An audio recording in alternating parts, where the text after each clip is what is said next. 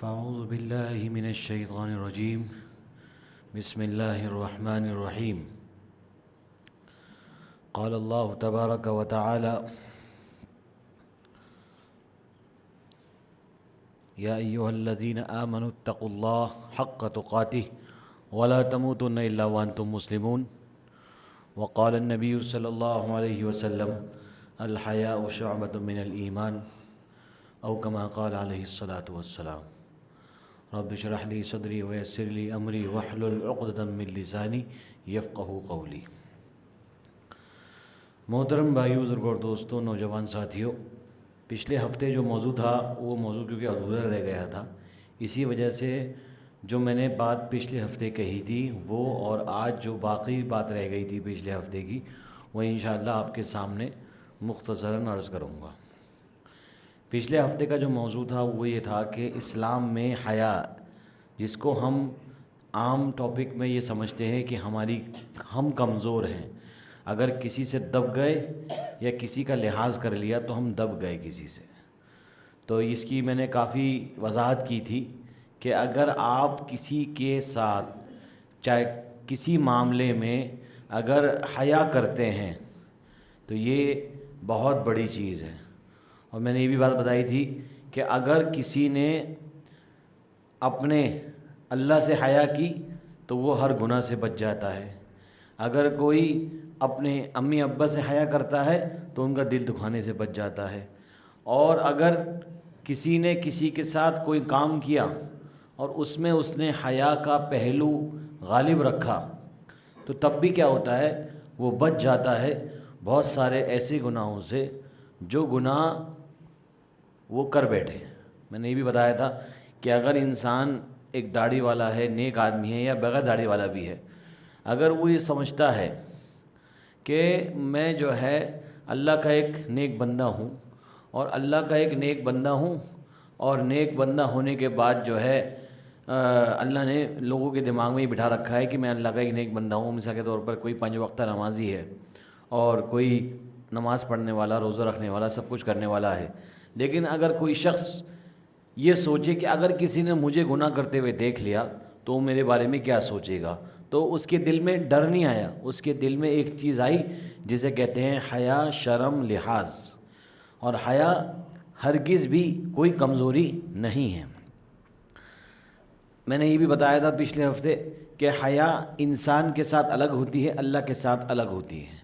اللہ کے ساتھ حیا کیسے ہوگی کہ میں کچھ بھی کر رہا ہوں اللہ دیکھ رہا ہے، میں کچھ بھی کر رہا ہوں کوئی نہیں دیکھ رہا، میں ایک ایسی جگہ ہوں جہاں میں نہ اپنے شہر میں ہوں، نہ اپنے ملک میں ہوں، نہ اپنے گھر میں ہوں، لیکن کہیں ایسی جگہ ہوں جہاں گناہ میں آسانی سے کر سکتا ہوں، حرام کام آسانی سے کر سکتا ہوں، حرام چیز میں آسانی سے پڑھ سکتا ہوں، لیکن میں پھر بھی رک جاتا ہوں اس گناہ سے، اس حرام چیز سے، یہ سوچتے ہوئے کہ نہیں میرے گھر والے ہیں، نہیں میرے رشتہ دار ہیں، نہیں مجھے جاننے والے ہیں، شہر بھی انجان، ملک بھی انجان، جگہ بھی انجان، لوگ بھی انجان، اور وہ کلچر بھی ہے گناہ کا۔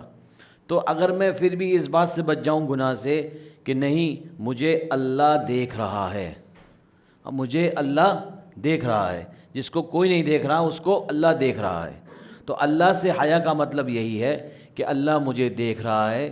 سوچو مجھے وہ گناہ کرتے ہوئے دیکھے گا تو اللہ، آپ کو پتہ ہے ایک بات اور میں اضافی طور پہ بتاؤں جو میں نے پچھلے ہفتے نہیں کہی تھی، جتنا ہمیں گناہ کر کے احساس نہیں ہوتا، جتنا ہمیں گناہ کر کے احساس نہیں ہوتا، اس سے زیادہ ہمارے رب کو ہمارے گناہ کرنے پر تکلیف ہوتی ہے۔ اب رب کیونکہ رب ہے، رب کی تکلیف ایسی نہیں ہے کہ آپ کو تکلیف ہوئی، آپ تو مان لو کسی آدمی نے آپ کو نقصان پہنچایا اور آپ کو کسی نے تکلیف پہنچائی، مثال کہ 2 دوست کھیل رہے ہیں بچپن میں، اس نے ایک جھاپڑ مارا، اسے جواب میں ایک جھاپڑ مار دیا، تو ان کا حساب کتاب برابر ہو گیا۔ یا پھر اور بڑے ہوتے ہیں کہ اگر کسی کو کسی نے جوانی میں ہرٹ کیا، نقصان پہنچایا، تو وہ اگر برداشت کر لیتا ہے تو بعد میں پلاننگ کرتا ہے کہ اس کی میں کیسی ہوا خراب کراؤں گا، تو وہ بھی بدلہ لے لیتا ہے اپنا، اور کیونکہ اس کو آپ نے تکلیف پہنچائی۔ اور اسی طرح جب اور بڑا ہو جاتا ہے تو انسان جب اور زیادہ سیانہ ہو جاتا ہے تو ایسی جگہ پر وار کرتا ہے اس کے اوپر کہ اسے لگتا ہے کہ اب میں وار اس کے اوپر ایسی جگہ پہ کروں گا جہاں اسے تکلیف ہو، اسے کاروبار میں ٹینشن پیدا کر دے گا۔ اگر کسی سے کسی انسان کو تکلیف کا بدلہ لینا ہے یا نفرت نکالنی ہے تو. لیکن آپ اپنے رب کو اتنی تکلیف پہنچاتے ہیں، آپ سے مراد ہم سب لوگ اتنی تکلیف پہنچاتے ہیں اپنے رب کو، اپنے رب کی نافرمانی کر کے، اپنے رب کے بتائے ہوئے قانون پر نہ چل کر، اپنے رب نے جو بتایا اس سے الٹ چل کے، اور رب کو اتنی تکلیف ہوتی ہے اور رب ہم سے اپنی تکلیف کا حساب کتاب لینے میں آ جائے تو سوچئے کیا ہوگا. ہم کہیں کے نہیں رہیں گے اور کسی کو منہ دکھانے لائق نہیں رہیں گے، اور شاید جو کچھ ہم یہ ہوا کا، زمین کا، آسمان کا، ہر ایک چیز کا مالک رب ہے. ایک تکلیف پہنچی، آج کی 2 سانسوں میں پریشانی، ایک تکلیف دی یعنی گناہ کیا، آج یہ بند، آج یہ بند. اگر ایسا ہونے لگا معاملہ تو ہم میں سے ہر ایک آدمی جو آج اپنی زندگی صحیح سے گزار رہا ہے وہ نہیں گزار پائے گا.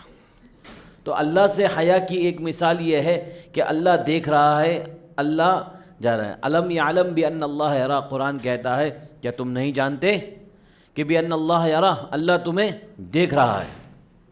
نماز میں حیا کا مطلب بھی میں نے بتایا تھا کہ نماز میں انسان حیا کیسے کرتا ہے. جب نماز پڑھے تو یہ نہ ہو کہ نماز میں دل اور باڈی وہیں ہو اور جسم کہیں اور ہو، یعنی ذہن کہیں اور ہو، روح کہیں اور ہو. آپ کا جسم، آپ کی باڈی تو وہیں کھڑی ہے، لیکن آپ نماز پڑھ رہے ہیں اور کچھ اور پلاننگ کر رہے ہیں. نماز پڑھ رہے ہیں مجھے دوست سے ملنا ہے، مجھے نماز پڑھ رہے ہیں مجھے یہاں آ کے یہاں پہ یہ کھیلنا ہے، نماز پڑھ رہے ہیں مجھے آ کے یہ والا بزنس کرنا ہے، نماز پڑھ رہے ہیں مجھے اس دوست سے بات کرنی ہے. ایکس وائی جی، جس کی جو ایج ہوتی ہے، جس کی جو عمر ہوتی ہے، اس کے حساب سے اس کے ذہن میں خیال رہتے ہیں. آپ یہ نہیں کہہ سکتے کہ ایک بچہ نماز میں کچھ اور نہیں سوچ سکتا. بالکل سوچ سکتا ہے، ایک بچہ بھی سوچ سکتا ہے، ایک جوان بھی سوچ سکتا ہے، ایک بڑی عمر کا بھی سوچ سکتا ہے.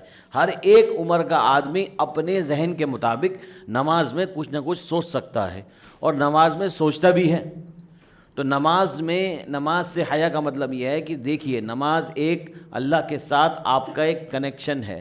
آپ کو میں نے کئی مرتبہ یہ بات بتا کے سمجھائیے کہ جب ہم نماز پڑھتے ہیں تو گویا کہ ہم اللہ کے آفس میں پہنچ گئے. اگر آپ دنیاوی مثال سے سمجھیں کہ اگر آپ کا اپوائنٹمنٹ آج کے وقت کے پی ایم سی ایم سے ہو جائے اور آپ اس کے آفس میں پہنچ جائیں اور آپ کو بات چل رہی ہو آپ کی، تو آپ ہاتھ باندھے ہوئے، ہاتھ جوڑے ہوئے اٹینٹیو پوزیشن میں کھڑے ہوں گے اور آپ کا فوکس یہ ہوگا کہ میرا دھیان ان پہ سے ہٹنا نہیں چاہیے، نہ ان کا دھیان میرے اوپر سے ہٹنا چاہیے، تاکہ جو میں جس مقصد سے یہاں آیا ہوں اس مقصد کو میں اپنے حل کروا کے ہی جاؤں. کسی کا کوئی بھی مسئلہ ہو تو اپنا مقصد حل کرا کے ہی جانے کی کوشش کرتا ہے. تو یہ سوچئے کہ جب آپ نماز میں اللہ سے اپوائنٹمنٹ آپ کا ہو گیا، اور اللہ نے ایسا نہیں ہے کہ آپ کو کئی مرتبہ اپوائنٹمنٹ دے رکھا ہے، 5 مرتبہ تو اپوائنٹمنٹ فرض ہے آپ کے اوپر، اور باقی جو جتنی نفلی نمازیں ہیں وہ آپ کے اوپر ہے کہ آپ اس اپوائنٹمنٹ میں پہنچے نہیں پہنچے. اللہ نے آپ کو 5 مرتبہ حاضری کے لیے اپنے پاس بلایا ہی بلایا ہے. یہ اپوائنٹمنٹ اللہ نے فکس کر رکھا ہے کہ چاہو نہ چاہو تمہیں مجھ سے اپوائنٹمنٹ کے لیے 5 مرتبہ آنا ہی آنا ہے. بتائیے کون ہے ایسا بادشاہ، کون ہے ایسا آدمی جو 5 مرتبہ کا اپوائنٹمنٹ آپ سے، 1 مرتبہ ہی ملنا بہت بڑی بات ہے، میں کہوں مہینے میں 1 مرتبہ ہی ٹائم دے دے کسی کو بھی بہت بڑی بات ہے. لیکن رب نے جو بادشاہوں کا بادشاہ ہے اس نے آپ کو روز کے 5 اپوائنٹمنٹ کنفرم دے رکھے ہیں کہ مجھ سے ملنا ہی ملنا ہے، نہیں ملو گے تو ڈنڈے ماروں میں تمہارے. اس رب نے 5 اپوائنٹمنٹ آپ کو کنفرم دے رکھے ہیں. اور دنیا کے پی ایم سی ایم سے ملنے کے لیے آپ کو سورس ہی لگانی پڑتی ہے، سفارش کرانی پڑتی ہے، کچھ کرنا پڑتا ہے، یہ کرنا پڑتا ہے، وہ کرنا پڑتا ہے. لیکن رب نے اپنے اپوائنٹمنٹ 5 کنفرم دے رکھے ہیں، اور ہمارا اپوائنٹمنٹ میں کیا حال ہوتا ہے ہمیں خود کو پتہ ہے. یہ تو اللہ سے حیا کرنا، پھر نماز سے حیا کرنا، اور پھر اسی طریقے سے انسان جب حیا کرنے لگے گا، شرم کرنے لگے گا، تو بہت کچھ کیا ہے چھوڑ جائے گا. نبی کریم صلی اللہ علیہ وسلم نے فرمایا، حدیث ہے، استحیوا من اللہ حق الحیا، کہ تم اللہ سے شرم کرو، اللہ سے ڈرو، اللہ سے لحاظ کرو جیسے کہ اللہ کا حق ہے. فرمایا صحابہ نے ہم تو اللہ سے حیا کرتے ہیں. قال لیس ذاک ولکن الاستحیاء من الحقیاء ان تحفظ الرأس وما وعى وتحفظ البطن وما هوى وتذكر الموت والبلاء. حدیث لمبی ہے لیکن میں اس کا مختصر آپ کو بتا دیتا ہوں کہ صحابہ سے نبی صلی اللہ علیہ وسلم نے فرمایا تم اللہ سے حیا کیا کرو. صحابہ نے کہا ہم تو کرتے ہیں. تو نبی صلی اللہ علیہ وسلم نے فرمایا کہ حیا جانتے بھی ہو کیا ہے؟ حیا یہ ہے کہ جو اللہ نے کہا ہے وہ تم کرو، جو اللہ نے کہا جس چیز سے روکا ہے اس سے روکو. یہ اصلی حیا کی ڈیفینیشن ہے. کہ تم اپنے سر کی، اپنے جسم کی، اپنی ہر چیز کی حفاظت کرو اس سے جس سے اللہ نے محفوظ رہنے کو کہا ہے، اور جس چیز سے محفوظ رہنے کو نہیں کہا اور جس چیز کا کرو وہ کرو۔ تو یہ اکثر ہے کہ حیا کا مین مجھے آپ سے، لوگ کہتے ہیں آج کل محبت کا دعویٰ کرتے ہیں کہ میں آپ کے لیے بڑی محبت ہے، مجھے آپ سے بڑی عقیدت ہے۔ کوئی آدمی آج کسی کے پیر سے عقیدت ہوتی ہے، کسی کو اپنے گھر میں کسی بڑے سے عقیدت، کوئی میں مثال کے طور پر دعویٰ کروں کہ مجھے اپنے باپ سے بہت محبت ہے، یا میں یہ دعویٰ کروں کہ مجھے اپنے فلاں پیر سے بہت محبت ہے، تو لوگ کہیں گے محبت، یا اپنی سب سے اچھا رشتہ ہے کہ آدمی اپنی ماں سے کہے میں آپ سے بڑی محبت کرتا ہوں، لیکن محبت کا دعویٰ ہو لیکن عمل اس کے بالکل اپوزٹ ہو، تو ماں باپ کہیں گے جب دنیا کے جو خالق ہیں کہ پلیز نو ڈرامہ، اگر تم میری عزت کرتے ہو، میرے سے محبت کرتے ہو، میرے لیے جان دے دو گے، جان ون مت دو، جو میں کہہ رہی ہوں کر لو۔ تو آپ سوچئے دنیاوی خالق کا کیا جواب ہے؟ یہ جواب ہے۔ تو ایٹرنل خالق جو ہمارا ہے اس سے آپ دعویٰ کرتے ہیں محبت کا کہ وی لو اللہ، وی لو پروفٹ، ہم اللہ سے پیار کرتے ہیں، اللہ سے محبت کرتے ہیں، نبی سے پیار کرتے ہیں، لیکن ہمارے سارے ایکشنز اپوزٹ ہوتے ہیں۔ تو یہ کیا ہے؟ اپنے آپ کو خوش رکھنے کا ایک ذریعہ ہے، طریقہ ہے، لیکن اصل کی محبت وہی ہے کہ محبت اللہ سے یہی ہے کہ آپ اللہ سے حیا کریں، اللہ سے شرم کریں۔ جب انسان کسی سے محبت کرتا ہے تو بہت ساری قربانیاں دے دیتا ہے، جب انسان کسی کے ساتھ رشتہ جوڑتا ہے بہت ساری قربانی دے دیتا ہے۔ دو انسانوں کا رشتہ ہے، لوگ انجان ہیں، اللہ نے تو انجانوں کے ساتھ کہا خیر خواہی کرو، اور کوئی انسان اگر انجانوں کے ساتھ خیر خواہی کرتا ہے، رشتہ داروں کے ساتھ خیر خواہی کرتا ہے تو قربانی دینی پڑتی ہے۔ تو اسی طرح سوچئے کہ اللہ کے ساتھ ہمارا ایک رشتہ ہے، اگر ہمیں اللہ والا کہلانا ہے تو ہمیں اس رشتے کے لیے قربانی دینی پڑے گی۔ رب کو ضرورت نہیں ہماری، ہمیں رب کی ضرورت ہے۔ رب آج پوری کائنات کے اندر سب کافر ہو جائیں، آج رب کیا کرے گا؟ ختم کر دے گا، نئی مخلوق پیدا کر دے گا۔ ہمیں رب کی ضرورت ہے، اور جتنا ترقی کر رہا ہے ملک یا دنیا، ہمیں یہ سمجھ میں آیا کہ ہم ایک بڑی گیلیکسی کے چھوٹے سے پلینٹ پہ رہتے ہیں۔ ابھی لوگ کہہ رہے ہیں کہ ایسی کئی گیلیکسیاں ہیں اور ایسا کچھ ہے، کوئی کہتا ہے کہ ملکی وے ایک گیلیکسی ہے، پھر اس کے باہر بھی دنیا ہے۔ تو ایسی اتنی بڑی دنیا ہے جس کی ہمیں پتہ بھی نہیں، اور ایسا نہیں ہے کہ اللہ کے ماننے والے صرف اسی گیلیکسی میں ہوں گے، اسی پلینٹ میں ہوں گے۔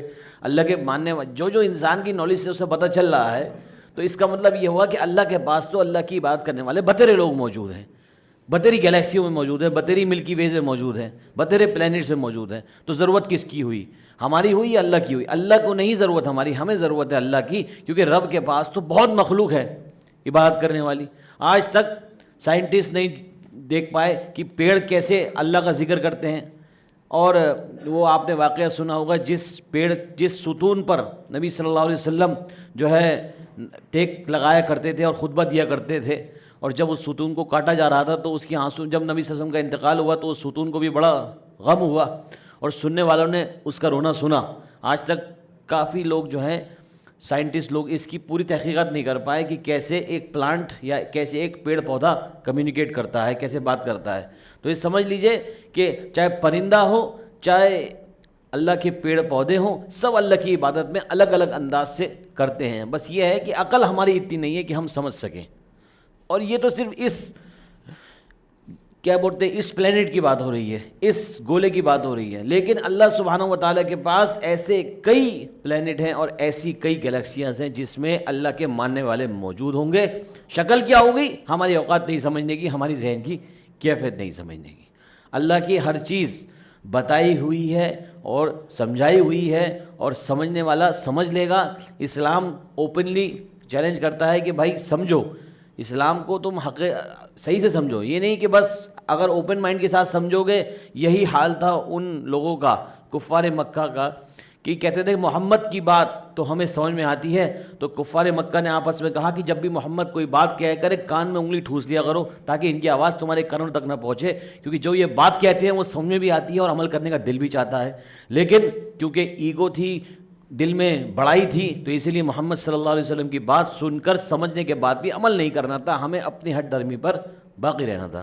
تو میرے بھائی اور دوستو، ہم اگر اللہ سے محبت کا دعویٰ کرتے ہیں تو پہلے اللہ سے حیا کر لیں، اللہ سے شرم کر لیں، انشاءاللہ سب کچھ درست ہو جائے گا۔ اللہ نے قرآن کریم میں ایک جگہ اور فرمایا، ان اللہ لا یستحی ان یضرب مثلا، کہ اللہ نے کبھی بھی قرآن کریم کے اندر کوئی شرم لحاظ نہیں کی کہ ہمیں کسی نہ کسی طریقے سے بات سمجھائیں.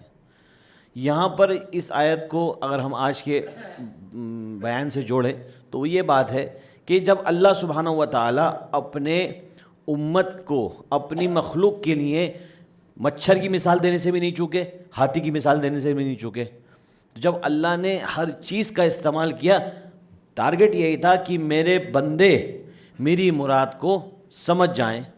تو ہم ایز اے بندہ اگر ہم ناکام ہوتے ہیں اور ہماری چھوٹی بات ہو بڑی بات ہو تو ہم کیوں شرم کرتے ہیں اپنے رب سے اپنی بات کہنے کے لیے.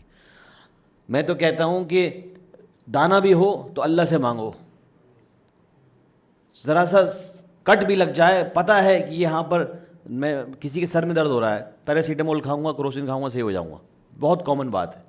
اگر یہ بھی کہتے اللہ میرے سر میں درد ہو رہا ہے, اللہ آپ مجھے شفا دے دیجیے, کتنی سی دیر لگی؟ شاید آدھا سیکنڈ بھی نہیں لگا, یا چلیے 1 سیکنڈ لگا یا 2 سیکنڈ لگے. لیکن سوچئے یہ عادت جب ڈیولپ ہو جائے گی تو سب سے پہلے پرابلم آتے ہی زبان سے کیا نکلے گا کہ اللہ میری مدد کر دے, نہ کہ یہ بھائی ذرا کسی کو سر میں درد ہوا کہا پیراسیٹامول لاؤ. یقیناً تمہارے ذہن میں اللہ نے یہ بات ڈالی, لیکن اگر تم درد کے ساتھ سب سے پہلا میسیج اگر اپنے رب کو پہنچا دو تو شاید تمہیں لگے گا کہ تمہارا ریلیشن شپ, تمہارا تعلق اپنے رب کے ساتھ اتنا گہرا, اتنا مضبوط ہو جائے گا کہ تمہیں لگے گا کہ ہاں. پھر جب تم چھوٹی بات کے لیے, کہتے ہیں نا کوئی آدمی چھوٹی بات کے لیے اپنے رب کے پاس جاتا ہے اور اس کا تعلق بنتا چلا جائے گا, بنتا چلا جائے گا. یہ مثال دنیا کے حساب سے سمجھیے, جب آپ بڑی پرابلم کے لیے, چھوٹی پرابلم کے لیے, ہر چیز کے لیے اپنے امی ابا کے سگے بن کے رہتے ہیں, یہ نہیں کہ بڑی مسئلہ ہو تبھی میں آؤں گا, بولے چھوٹی سی بات ہوئی میں فوراً آ گیا, تو وہ لگے گا یار یہ میرا زیادہ ہی, مجھ سے زیادہ ہی عقیدت رکھتا ہے, زیادہ ہی محبت رکھتا ہے. تو اگر آدمی یہی مان لے کہ میں اپنے رب کے ساتھ اپنی ہر چھوٹی بڑی بات کو کہوں گا, اور رب سے بڑا نہ کوئی دوست ہے, نہ کوئی پالنے والا ہے, نہ کوئی خالق ہے, نہ کوئی مالک ہے. رب آپ کا ہر کچھ ہو سکتا ہے, نوجوانوں کے لیے فرینڈ, بڑوں کے لیے سہارا, جوانوں کے لیے ایک امید, اور بچوں کے لیے ایک دوست, سب کچھ رب ہو سکتا ہے. ایک رب ملٹیپل رول میں فٹ ہونے کے لیے قابل ہے. بس ہمیں اپنا چشمہ بدلنا پڑے گا, اپنا پوائنٹ آف ویو چینج کرنا پڑے گا, جس سے ہمیں سمجھ میں آئے گا کہ رب ہم سے کتنی محبت کرتا ہے. اور میرے بھائیوں, اللہ تعالیٰ یہ بھی فرماتے ہیں قرآن کریم کے اندر کہ اگر تم مومن ہو تم اپنی نظر کی حفاظت کرو, یغضوا من ابصارہم, اپنی شرمگاہوں کی حفاظت کرو. یہ ساری جتنی حفاظت ہے یہ سب اللہ سے شرم ہی ہے.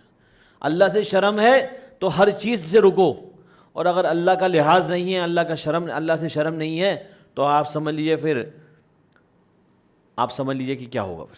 اور آج کا جو مین موضوع ہے وہ میں اس پر آتا ہوں کہ ہمارے جینزی یا ہماری نئی نسل یا ہماری نئی قوم کا حیا کے بارے میں کیا ہے. حیا جو ایک چیز ہے, حیا کا مطلب یہ ہرگز نہیں ہے کہ آپ اپنے آپ کو پرائیویٹ کر لیں. ہماری نئی نسل کو حیا کا کانسیپٹ سمجھانے میں بہت, کیونکہ سوشل میڈیا نے حیا کی ڈیفینیشن الگ کر دی. حیا سوشل میڈیا کے اکارڈنگ ہے زیادہ کپڑے پہننا. بھائی اگر کوئی آدمی کم کپڑے پہنا ہوا ہے اور سوشل میڈیا پہ آیا تو کیا ہم کہیں گے بڑا بے حیا ہے. آپ لوگ کہتے ہیں نا کہ کسی نے کم کپڑے پہنے یا کچھ کہنا, غلط تو ہے وہ, لیکن ہم نے اکثر نوجوانوں نے یہ کہا کہ حیائی کا مطلب ہے کپڑوں سے نہ. حیا کورز ایوری, حیا ہر چیز کو کور کرتا ہے. حیا آپ کے ظاہر کو بھی کور کرتا ہے, آپ کے ڈریس کوڈ کو بھی کور کرتا ہے, آپ کے باطن کو بھی کور کرتا ہے, ہر چیز کو کور کرتا ہے. یہ مکمل حیا کا مطلب ہوتا ہے. اور میرے بھائی اور دوستوں, حیا جو ہے اتنی مہنگی چیز ہے کہ سستے لوگوں کو نہیں ملتی. سستے لوگوں سے مراد یہ ہے کہ جن کو اسلام اور اسلام کی تعلیمات کی ویلیو نہ ہو, ان کے لیے حیا نہیں ہے. کیونکہ حیا کو سمجھنا ہی بہت بڑی چیز ہے. میں نے یہ گناہ کر لیا, کیا فرق پڑ گیا؟ جو یہ سوچتا ہے نا اس کو حیا نصیب نہیں ہوگی. جو یہ کہتا ہے کہ میرا رب نے میرے ساتھ اتنے احسانات کر رکھے ہیں, میں اپنے رب کے سامنے یہ غلطی کروں, یہ اس شخص کو حیا نصیب ہو جائے گی. لیکن جو گناہ پر, اپنی غلطیوں پر, اپنی چیزوں پر افسوس میں نہ ہو, اسے حیا نصیب نہیں ہوگی. حیا اسی شخص کو نصیب ہوتی ہے جو حیا کو سمجھتا ہو, حیا کی قدر کرتا ہو. اور اسی میں ایک اور چھپواں پیغام جاتا ہے کہ جب انسان اللہ سے اپنا رشتہ مضبوط کر لیتا ہے تو اسی طرح اولاد اگر حیا کرے گی تو اپنے بھائی کے ساتھ, اپنے باپ کے ساتھ, اپنے بڑوں کے ساتھ بھی رشتہ اپنا صحیح کر لے گی. آج دیکھتے ہیں کہ نوجوانوں میں اور بڑوں میں تال میل نہیں ہو پاتا, یعنی کہ جو آدمی 25 سال کا ہے, 30 سال کا ہے, اس کا 50 سال والے سے تال میل نہیں ہو پا رہا. اگر کامن گراؤنڈ نکالیں, لوگ اسے کہتے ہیں جنریشن گیپ. اس پر بھی میں نے بہت لمبا ایک مرتبہ بیان کیا تھا. لوگ کہتے ہیں اسے کہ نہیں ہمارا ہی بات نہیں سمجھتے, ہماری بات سمجھ میں نہیں آتی. لیکن اس کی جو بنیادی ریزن ہے, اس کا جو مین پوائنٹ ہے, وہ اس کا تعلق ہے حیا سے. ہماری نئی نسل میں حیا کی جو چیز ہے وہ ختم ہوتی چلی جا رہی ہے. وہ کہتے ہیں we are straight to the point and practical. یہ ہماری کام کرنے کا نظریہ ہے. اگر رب بھی ایسے ہو جائیں اور ہمارے ماں باپ بھی ایسے ہو جائیں کہ تم نے بچپن میں اپنا بیڈ خراب کیا, بھائی پوائنٹ تو یہی ہے کہ اپنا ہوا خود صاف کرو, لیکن ماں باپ کرتے ہیں, اپنی راتوں کی نیند قربان کرتے ہیں. پوائنٹ تو یہی ہے کہ ایک 15 سال کے لڑکے نے کسی کے ساتھ کچھ گڑبڑ کر دی, مان لو پولیس کیس ہو گیا اس کے اوپر, تھانے اٹھا کے لے گئی پولیس, گھر والے فوراً بھاگے پہنچ جاتے ہیں کہ میرا بھائی, میرا بیٹا یا میرا جو بھی رشتہ ہو اس کا. تو وہ بھی کہتے ہیں بھائی تمہارا پرابلم ہے, تم خود سولو کرو. یہ تو یعنی جو نئی نسل ہے ان کو اسٹریٹ جواب ہے. لیکن ان کے دل میں ہوتی ہے میرا بیٹا, میرا بھائی, میرا جو بھی رشتہ آپ سمجھ لیجیے, جو بھی رشتہ ہو, سارے رشتے ہوں. تو اس کی وجہ سے اگر کوئی انسان کھڑا رہتا ہے تو یہ حیا کی وجہ سے کھڑا رہتا ہے. ہر چیز کا تعلق لوٹ پھیر کے حیا سے ہی جڑ جائے گا. تو جب ایک رشتہ نبھانے والا حیا کو اتنا مضبوطی سے پکڑا ہوا ہے, جو رشتہ چلانا چاہتا ہے, تو جس کے لیے کر رہا ہے اس کو بھی حیا اپنے اوپر ڈالنی چاہیے. حیا صرف ایک سائڈ نہیں ہوتی. ہمارے رب نے ہم پر رحم بھی کر رکھی ہے, ہمارے اوپر ہم پوری امت پر رحم کر رکھا ہے. ہمارا رب ہم سے حیا نہیں کرتا کیونکہ ہمارا رب بہت بڑا ہے. اور حیا ہمیشہ چھوٹوں کو ہوتی ہے بڑوں سے, بڑوں کو حیا نہیں ہوتی کبھی چھوٹوں سے, کیونکہ رب کو کبھی ہم پر ہمیشہ رحم آ جائے گا, ہم پر ہمیشہ ترس آئے گا, اور چھوٹوں کو ہمیشہ بڑوں سے حیا ہوگی. تو رب سے ہمیں حیا ہونی چاہیے اور رب ہم پر ہمیشہ رحم کرے گا. تو میرے بھائی اور دوستوں, حیا کو اور حیا کے اندر اگر ہم حیا کو اپنے اوپر غالب کر لیں گے تو ہمارا بڑوں سے تعلق, اپنے باپ سے تعلق, اپنی ماں سے تعلق, اپنے بھائی سے تعلق, اپنے رشتے, اپنے فیملی میں جو بھی بڑا ہو اس سے اپنا تعلق اپنے آپ ہمارا صحیح ہو جائے گا, جب ہمارے اندر حیا کا حیا جو ہے ہمارے اندر غالب آ جائے گی. والدین کی خدمت بھی حیا ہے. اسی طریقے سے کسی کے ساتھ اچھا بولنا بھی حیا ہے. تمہارے جملے سے اگر کوئی صحیح ہو جائے تو وہ بھی کیا ہے, حیا ہے. بھائی آپ کسی نے کوئی گناہ کیا, آپ اسے کہہ سکتے ہیں گناہ کیا, تمہاری پرابلم ہے, تم جانو تم بھگتو. لیکن اگر آپ کا جملہ یہ ہو بھائی غلطی ہو جاتی ہے, مسئلہ ہو جاتا ہے, تو آپ اس کے ساتھ حیا کا معاملہ کر رہے ہیں, اور ہو سکتا ہے کہ آپ کے اس رویے سے اس کے دل کو آپ جوڑ دیں اور وہ نکل جائے اس چیز سے. تو میرے بھائی اور دوستوں, پچھلے ہفتے بھی یہ میں نے موضوع کہا تھا, وہ بھی یوٹیوب پر ہے اور اس والا بھی موضوع ہے. تو اگر آپ دونوں کو ملا کے انشاءاللہ سنیں گے, ہم ایک ویڈیو ملا کے بھی ڈالیں گے انشاءاللہ اس پر, تو آپ کو پوری بات صحیح سے سمجھ میں آ جائے گی. اللہ تعالی ہمیں اور آپ کو اس جملے پر اور ایک کہی ہوئی باتوں پر عمل کرنے کی توفیق عنایت فرمائے.